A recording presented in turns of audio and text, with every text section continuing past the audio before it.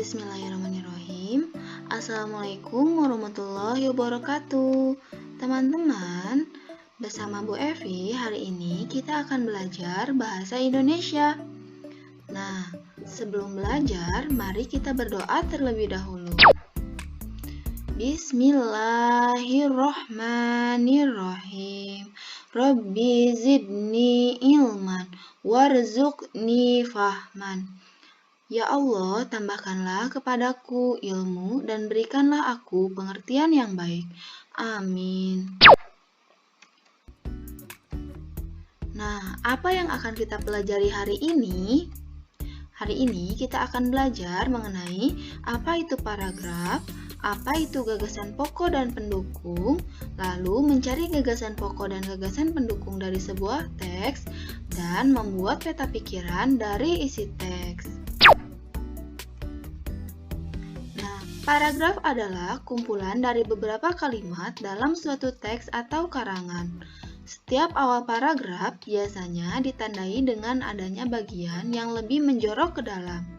Nah, teman-teman, ini contoh dari paragraf. Ada bagian yang lebih menjorok ke dalam.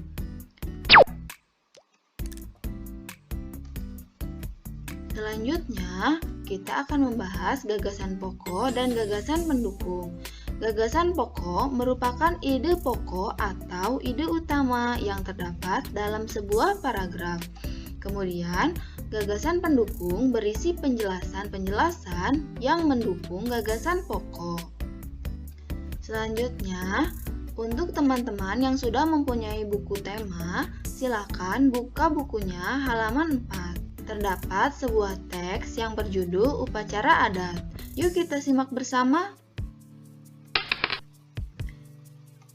Paragraf 1. Upacara adat merupakan bagian dari adat istiadat sebuah suku. Ada bermacam-macam upacara adat di Indonesia. Ada upacara adat untuk perkawinan, acara syukuran atas hasil panen, atau acara keagamaan. Salah satu contoh upacara adat yang ada di Indonesia antara lain Petron Anek Utano dan Sekaten. Paragraf 2. Upacara adat Petron Anek Utano merupakan upacara adat yang artinya turun tanah. Upacara adat ini biasanya dilakukan saat bayi berusia 44 hari. Upacara ini bertujuan agar sang bayi tumbuh sehat serta memperoleh keselamatan dan perlindungan dari Tuhan. Upacara adat Petron Anek Utano dapat kita temui di Provinsi Aceh.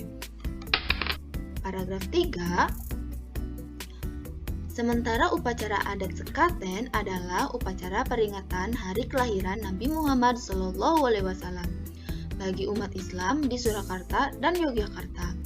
Upacara adat Sekaten berlangsung selama 7 hari, dimulai dari iring-iringan abdi dalem atau punggawa keratin membawa 2 perangkat gamelan Jawa untuk ditempatkan di Masjid Agung. Acara puncak upacara adat ini adalah Grebek Mauludan, yaitu acara pembagian gunungan yang terbuat dari beras ketan, makanan, buah-buahan, serta sayur-sayuran kepada masyarakat sebagai lambang keberkahan. Selama perayaan Sekaten, diselenggarakan pasar malam selama 1 bulan. Nah, di sini merupakan gambar dari Grebek Mauludan. Selanjutnya, ayo kita menentukan gagasan pokok dan pendukungnya. Nah, gagasan pokok biasanya berada di awal kalimat paragraf. Yuk kita tentukan. Nah, paragraf 1, ada yang tahu di mana atau apa gagasan pokok dari paragraf pertama? Ya, betul sekali. Gagasan utama dari paragraf 1 ada di awal kalimat. Paragraf ini membahas mengenai upacara adat. Nah, selanjutnya untuk gagasan pendukungnya ada di kalimat selanjutnya. Ada upacara adat untuk perkawinan, acara syukuran atas hasil panen, atau acara keagamaan. Dapat kita simpulkan penjelasan ini mengenai fungsi dari upacara adat. Gagasan pendukung lainnya yaitu ada di kalimat terakhir, yaitu contoh upacara adat yang ada di Indonesia antara lain Petron Anek Utano dan sekaten, atau penjelasan mengenai contoh dari upacara adat. Nah, untuk memudahkan kita dalam menentukan gagasan pendukung, gagasan utama, kita tuliskan dalam peta pikiran seperti berikut. Nah, gagasan pokok, keragaman budaya upacara adat. Gagasan pendukung, yang pertama tadi fungsi upacara adat, yang kedua contoh dari upacara adat. Oke, kita lanjut ke paragraf kedua. Ada yang sudah menemukan gagasan utama dan pendukungnya? Hebat! Gagasan utama dari paragraf kedua yaitu, ada di kalimat pertama. Gagasan utamanya mengenai upacara adat Betron Anek Utano. Gagasan pendukungnya ada di kalimat selanjutnya. Yang pertama, upacara adat ini biasanya dilakukan saat bayi berusia 44 hari, atau bisa kita singkat menjadi waktu yang dibutuhkan upacara adat Betron Anek Utano. Selanjutnya penjelasan lainnya, upacara ini bertujuan agar sang bayi tumbuh sehat serta memperoleh keselamatan dan perlindungan dari Tuhan. Gagasan ini mengenai tujuan dari upacara adat Betron Anek Utano. Selanjutnya ada lagi, yaitu kita dapat menemui upacara adat ini di Provinsi Aceh. Kita dapat tulis asal dari upacara adat Betron Anek Utano.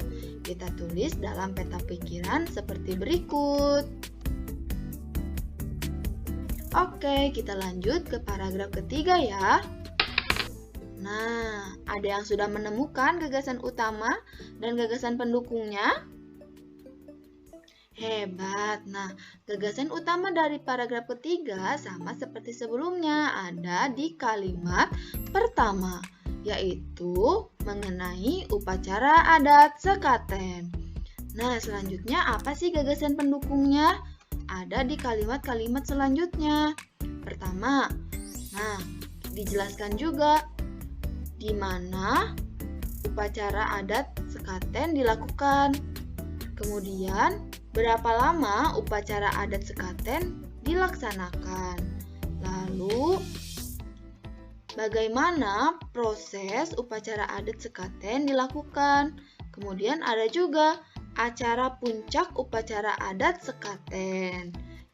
Nah, ini merupakan gagasan-gagasan pendukung dari gagasan utama. Yuk kita tulis dalam peta pikiran.